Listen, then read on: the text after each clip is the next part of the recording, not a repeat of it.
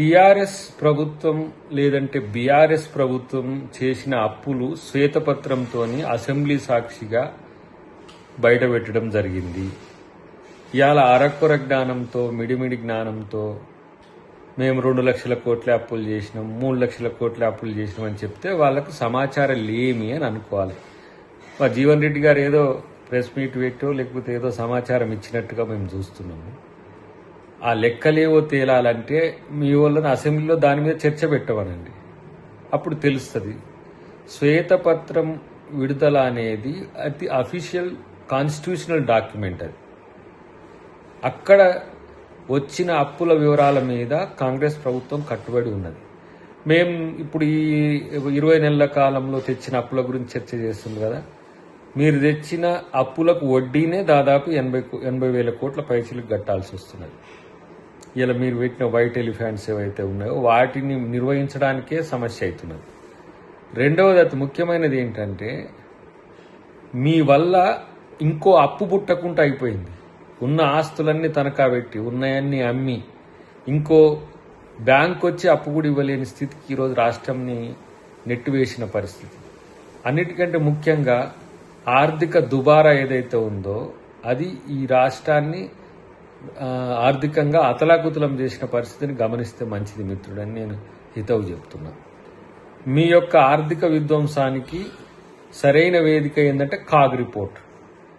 Controller and auditor general అని central government ప్రతి ఒక్క ప్రభుత్వం యొక్క పనితీరు, వాళ్ళు ఖర్చు పెట్టిన పైసా, వాటికి సంబంధించిన వివరాలన్నింటినీ కూడా చెప్తూ తెలంగాణ లాంటి విధ్వంసకర ఆర్థిక లావాదేవీలు నడిపిన రాష్ట్రం ఏది లేదని చెప్పి నానా చివాట్లు పెట్టే పరిస్థితి. ఇంతవరకు ఏ రాష్ట్ర ప్రభుత్వాన్ని కూడా ఆ విధంగా చివాట్లు పెట్టలే ఒక రాజ్యాంగబద్ధ సంస్థ.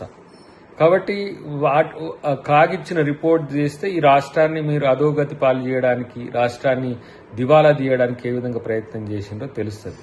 కాబట్టి ఎవరో ఇచ్చిన సమాచారం బేస్గా మనోడు జీవన్ రెడ్డి కనుక మాట్లాడితే మళ్ళీ సరిచూసుకో మిత్రం అని చెప్పి ఆయనకు నేను తెలియజేస్తున్నా. అంతేకాకుండా దీని మీద మీరు ఎలాంటి చర్చకు సిద్ధమైనా సరే మేము దాని మీద సమాధానం చెప్పడానికి రెడీ. ప్రత్యేకించి నేను మనోని ద్వారా కూడా చెప్తున్నా, జీవన్ రెడ్డి మీకైనా కొంచెం ఏమైనా అవకాశం ఉంటే మీ నాయకుడిని వచ్చి ఈ లెక్కలన్నీ తేల్చమనండి. మీరు ఉత్తగానే ఏంది ట్రోల్స్ కొరకు లేకపోతే అబద్దాలను ప్రచారం చేసే ప్రాపగండా టీం కొరకు ఇలాంటి ప్రకటనలు చేయడం వల్ల తెలంగాణ సమాజాన్ని తప్పుదోవ పట్టించిన వాళ్ళు అయితే తప్పితే అంతకు మీకు ఏం లేదు. ఆ పని చేయొద్దని చెప్పి నేను తెలియజేస్తున్నాను. కోదండరామ్ గారు, అమీర్ అలీ ఖాన్ గారి ఎమ్మెల్సీల అంశంలో సుప్రీంకోర్టు ఇచ్చిన తీర్పు విషయంలో కాంగ్రెస్ ప్రభుత్వం, కాంగ్రెస్ పార్టీ సీరియస్గా గమనిస్తున్నది.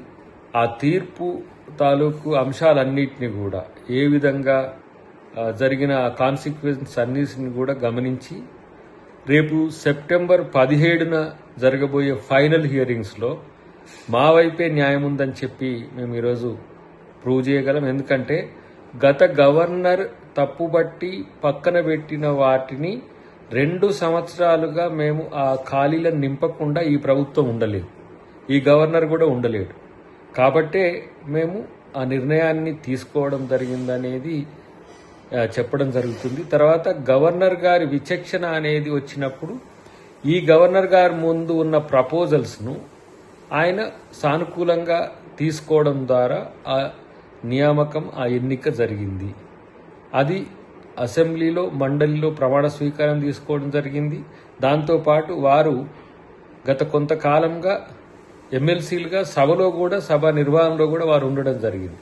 కాబట్టి ఈ అంశాలన్నీ సుప్రీంకోర్టుకు ఆ సమాచారము ఇచ్చే ప్రయత్నం చేస్తాం.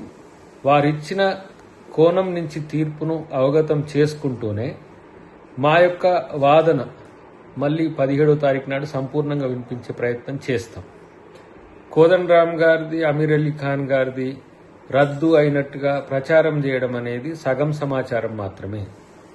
పూర్తి స్థాయి వాదనలకు సెప్టెంబర్ 17ను ఈరోజు సుప్రీంకోర్టు వారు తేదీని నిర్ణయించినందున ఆ రోజున మా యొక్క వాదనలో సానుకూలత ఏంటిది, సుప్రీంకోర్టు వారి ముందు మేము విన్నవించాల్సిన అంశాలు ఏమున్నాయో మేము అన్ని కూడా చెప్పడం జరుగుతుంది.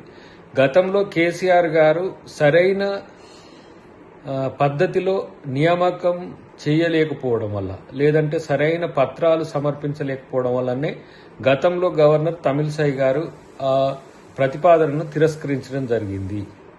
కాబట్టి అది వాళ్ళ సమస్య. అప్పటి ప్రభుత్వం ప్రమోట్ చేసింది అది అప్పుడున్న వారికి హక్కు మేరకు, లేదంటే అప్పుడున్న ప్రభుత్వం యొక్క బాధ్యత మేరకు. కానీ మా ప్రభుత్వం కేసీఆర్ గారి మాదిరిగా ఎలాంటి కోర్టు వ్యతిరేకంగా కానీ, లేదంటే రాజ్యాంగ వ్యతిరేకంగా కానీ ఏ నియామకం చేయలేదు.